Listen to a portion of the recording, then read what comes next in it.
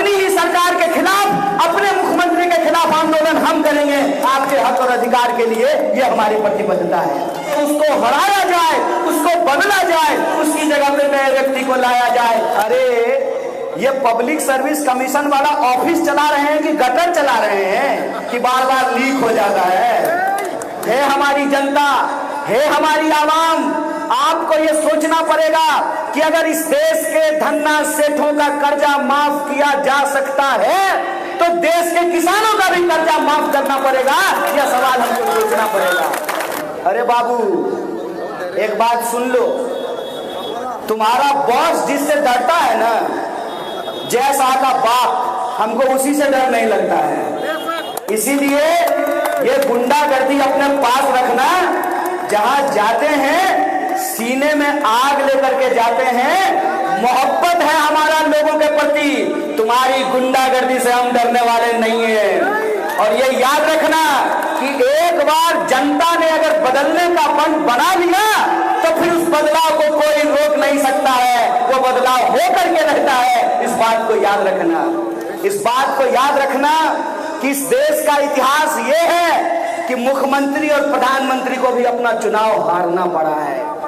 इस देश का इतिहास ये है कि जब तक आम लोग किसी बात को इग्नोर करते रहते हैं तो तुम अपने आप को ताकतवर समझ सकते हो, लेकिन इस देश की आवाम जिस दिन अगर ये तय कर लेती है तो जब अंग्रेजों का राज नहीं रहा ना तो तुम्हारे बाप का राज भी नहीं रहने वाला है। इस बात को याद रखना। वो कहते थे ना सुभाष चंद्र बोस जी, तुम मुझे खून दो मैं तुम्हें आजादी दूंगा। आजकल बहुत सारे झूठे लोग गद्दी पे बैठे हुए हैं। ये लोग ये नहीं कहते हैं तुम मुझे खून दो मैं तुम्हें आजादी दूंगा, ये कहते हैं तुम मुझे चंदा दो मैं तुम्हें धंधा दूंगा। पैसा लेते हैं, टिकट बेचते हैं, पैसा लेते हैं, हेलीकॉप्टर लाते हैं, पैसा लेते हैं, बिल्डिंग बनाते हैं, पैसा लेते हैं, एयरपोर्ट, रेलवे, तमाम चीजें जो उनके खाते में पहुंचाते हैं। कि मसला अपना कैरियर राजनीति में बनाने का नहीं है, मसला किसी को चीफ मिनिस्टर या किसी को प्राइम मिनिस्टर बनाने का नहीं है, मसला किसी को एमएलए या किसी को एमपी बनाने का नहीं है।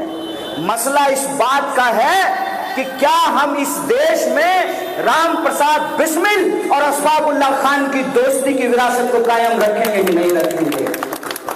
मसला इस बात का है कि हिंदुस्तान को जो आजादी मिली 15 अगस्त 1947 को, 26 जनवरी 1950 को, जो इस देश में संविधान लागू किया गया, जो आईन लागू किया गया, उस संविधान की जो बुनियादी स्पिरिट है उस स्पिरिट को हम बचा करके रखेंगे कि नहीं रखेंगे। डॉक्टर बाबा साहब भीमराव अंबेडकर ने जो संविधान लिखा है, जिस संविधान की प्रस्तावना में यह लिखा गया कि हम भारत के लोग, और जब हम कहते हैं हम भारत के लोग तब हम कहते हैं हम भारत के लोग, हम नहीं कहते हैं हम मुसलमान, हम हिंदू, हम सिख, हम ईसाई, हम कहते हैं हम भारत के लोग। अंग्रेज करते थे फूट डालो राज करो, डिवाइड एंड रूल, और अंग्रेजों की चापलूसी करने वालों का इतिहास ये है कि वो आज हमारे साथ कर रहे हैं डाइवर्ट एंड रूल। और ये डाइवर्ट एंड रूल में हम क्या देख रहे हैं? हम इस डाइवर्ट एंड रूल में ये देख रहे हैं कि हमको एक सब्जवाग दिखाया जा रहा है, हमको एक ऐसा सपना दिखाया जा रहा है जिसका हकीकत से कोई लेना देना नहीं है। आम आवाम की हालत यह है कि देश दुनिया की सबसे मजबूत अर्थव्यवस्था बनने को तैयार है। देश की इकोनॉमी 5 ट्रिलियन की होने वाली है। अगर देश की इकोनॉमी 5 ट्रिलियन की हो रही है तो मेरा एक सीधा सवाल है कि वो 80 करोड़ लोग कौन हैं जो 5 किलो अनाज के लिए लाइन में लगे हुए हैं? हमारा ये सीधा सवाल है। इसका मतलब ये है कि देश अमीर नहीं हो रहा है, दोस्त अमीर हो रहा है, दोस्त। इसका मतलब यह है कि नाम देश का लिया जाता है, तिजोरी दोस्त का भरा जाता है। इसका मतलब यह है कि इस देश के भीतर लोगों की जो वास्तविक हालत है उसकी सच्चाई छुपाने की कोशिश की जाती है। कर्जा लेकिन किसका माफ किया जाता है? 1,75,000 करोड़ रुपया नेताओं के बड़े बड़े दोस्तों का कर्जा माफ किया जाता है। तो है हमारी जनता, है हमारी आवाम, आपको ये सोचना पड़ेगा कि अगर इस देश के धन्ना सेठों का कर्जा माफ किया जा सकता है तो देश के किसानों का भी कर्जा माफ करना पड़ेगा। यह सवाल हमको सोचना पड़ेगा। जब एग्जाम आता है, पहले तो एग्जाम आता नहीं है, बड़ी मुश्किल से अगर एग्जाम आ जाए तो पेपर लीक हो जाता है। अरे ये पब्लिक सर्विस कमीशन वाला ऑफिस चला रहे हैं कि गटर चला रहे हैं कि बार बार लीक हो जाता है? ये क्या है सच्चाई? सच्चाई ये है कि मैं सुन रहा था, एक नेता भाषण दे रहे थे और उन्होंने कहा कि तेलंगाना का हमने शानदार विकास किया है। तो मेरा मन किया कि मैं उनसे पूछ लूं कि आपने अगर शानदार विकास किया है तो 15% बेरोजगारी तेलंगाना में कैसे है? पूरे देश में सबसे ज्यादा बेरोजगारी तेलंगाना में कैसे है? यह सवाल मैं आपसे पूछना चाहता हूं। इसीलिए आज जब मैं आपके बीच आया हूं तो मेरा सीधा एक बात है आपसे। हमारा ना खुद कैरियर बनाने का प्लान है और ना किसी के कैरियर से हमको कोई लेना देना है। एक ही बात है कि सच की पैदाइश है, सच बोलेंगे और सच के लिए लड़ते लड़ते अपनी जान गंवा देंगे। और खास करके मैं अपने नौजवान साथियों से कहना चाहता हूं, रे दोस्त, नेता का बेटा नेता बन जाता है, मुख्यमंत्री का बेटा मुख्यमंत्री बनना चाहता है, प्रधानमंत्री का बेटा प्रधानमंत्री बनना चाहता है तो मास्टर का बेटा कम से कम मास्टर ही बन जाए, पुलिस वाले का बच्चा कम से कम पुलिस वाला ही बन जाए, दुकानदार का बेटा कम से कम दुकानदारी ही करने लगे। अगर वो अपने बाल बच्चे के बारे में सोच रहे हैं ना, अगर वो केसीआर से क्या होंगे हैं, बिटियार नहीं केटीआर, ये बड़ा कंफ्यूजन है भाई साहब। ये टीआरएस से बीआरएस, केसीआर से केटीआर, बड़ा कंफ्यूजन है। मेरा एक सीधा सा बात है कि अगर मुख्यमंत्री का बेटा मुख्यमंत्री बनना चाहता है तो वो अपने लिए राजनीति कर रहा है, प्रधानमंत्री का बेटा अगर प्रधानमंत्री बनना चाहता है तो वो अपने लिए राजनीति कर रहा है। हे मेरे देश के नौजवानों, हे मेरे तेलंगाना के नौजवानों, आप भी अपने लिए राजनीति कीजिए। और इस देश के संविधान में डॉक्टर बाबा साहब भीमराव अंबेडकर ने सबको बराबरी का हक दिया है। प्रधानमंत्री के बेटा का वोट भी एक होता है और मुख्यमंत्री के बेटा का वोट भी एक होता है और जूता सिलने वाले के बेटा का भी वोट एक होता है। तो वोट की ताकत आपके हाथ में है और आपके हाथ में है तो आप ये सुनिश्चित कीजिए कि तेलंगाना में समय पे एग्जाम हो।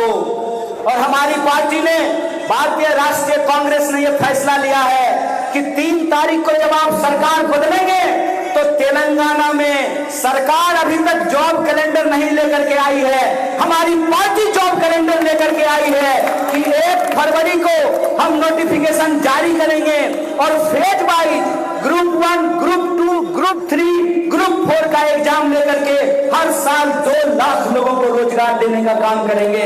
ये हमारी प्रतिबद्धता है। कहाँ गए कैंडिडेट साहब? यहाँ है ना, बैठिए बैठिए बैठिए। ये पढ़े लिखे आदमी हैं, पढ़ाई लिखाई किए हैं, ठीक है।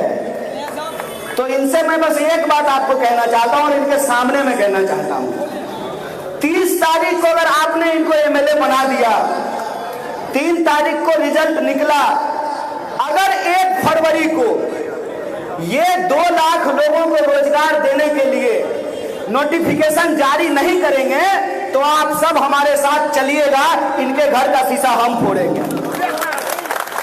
इनके खिलाफ आंदोलन हम करेंगे, अपनी ही सरकार के खिलाफ, अपने मुख्यमंत्री के खिलाफ आंदोलन हम करेंगे। आपके हक और अधिकार के लिए ये हमारी प्रतिबद्धता है। जानते हैं लोकतंत्र को ना थोड़ा हम लोग भी टेकन फॉर ग्रांटेड ले लिए हैं। जब तक ब्याह नहीं होता है तब तक रात को 2-2 घंटा फोन पे आई लव यू, क्या खाई, मन नहीं लग रहा है। और जब भी शादी हो जाती है तो काम के लिए बाहर निकले हैं और काम से लौटते हुए थोड़ा अपने दोस्त के पास चले गए हैं, बैठे हुए हैं, चाय पी रहे हैं, उधर से फोन आया, कहाँ है, लेट हो गया, आए नहीं अभी तक। अरे रखो फोन, काम में है अभी। करते हैं ना, टेकन फॉर ग्रांटेड मत लीजिए। छोड़ के चली जाएगी तब पता चलेगा। लोकतंत्र को, जमहूरियत को टेकन फॉर ग्रांटेड किसी को नहीं लेना चाहिए। अगर जनता टेकन फॉर ग्रांटेड लेती है तो नेता भी टेकन फॉर ग्रांटेड लेना लग पड़ता है। इसीलिए हम आप तमाम लोगों से यह आग्रह करना चाहते हैं, खास करके हमारी माताएं यहाँ बैठी हुई हैं। माता जी रोटी बनाती हैं ना, तो रोटी को समय पे पलटना पड़ता है ना, नहीं पलटते हैं तो क्या होता है, जल जाएगी ना। 9 साल से आपने रोटी नहीं पलटी है इस राज्य में, है कि नहीं पलटे हैं ना, तो पलटेगी इस बार रोटी। महालक्ष्मी योजना के तहत इस बार रोटी पलट दीजिए, सरकार बदल दीजिए। ये वादा करके मैं आपको जाता हूं हमारे हैदराबाद के लोगों को कि अगर आप हमारे प्रत्याशी को जिताएंगे तो पूरे देश में मैसेज जाएगा, जैसे हमको देख करके भाजपा भी बोलने लगी है कि हम 450 रुपया में सिलेंडर देंगे। अगर हम जनता के सवाल को जिताएंगे तो हो सकता है कि अगली पार्टी आकर के कहे कि हम 350 में ही सिलेंडर देना शुरू कर देंगे।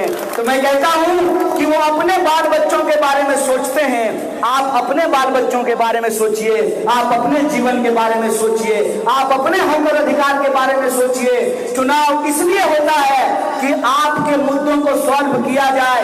चुनाव इसलिए होता है कि आपके मुद्दों पर राजनीतिक विमर्श हो, बहस हो। चुनाव इसलिए होता है कि पिछला प्रत्याशी अगर काम नहीं किया है तो उसको हराया जाए, उसको बदला जाए, उसकी जगह पे नए व्यक्ति को लाया जाए। इसी बदलाव की आशा और उम्मीद के साथ आप तमाम लोग इतना गौर से हमको सुने, हमको बोलने का अवसर दिए, आपको एक बार फिर से और प्रत्याशी महोदय आपको भी धन्यवाद कहते हुए, शुक्रिया अदा करते अपनी बात को खत्म करूंगा।